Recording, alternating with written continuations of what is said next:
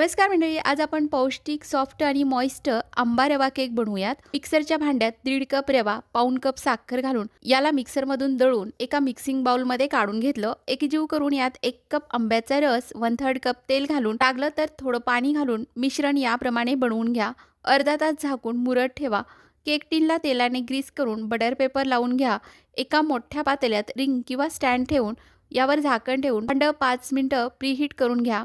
अर्ध्या तासांनी मिश्रण थोडं घट्ट झालं, थोडं पाणी घालून बॅटर अगदी याप्रमाणे बनवून घ्या. यामध्ये आवडीप्रमाणे ड्रायफ्रुट्स, तुटी फ्रुटी, चिमूटभर मीठ घालून मिक्स करा. 1 पॅकेट इनो, थोडं पाणी घालून एकाच दिशेने मिक्स करत जा. लगेचच बॅटर केक टिनमध्ये ट्रान्सफर करा. अगोदरच प्रीहीट केलेल्या भांड्यात केक टिन ठेवून 45 मिनिटं शिजवून घ्या.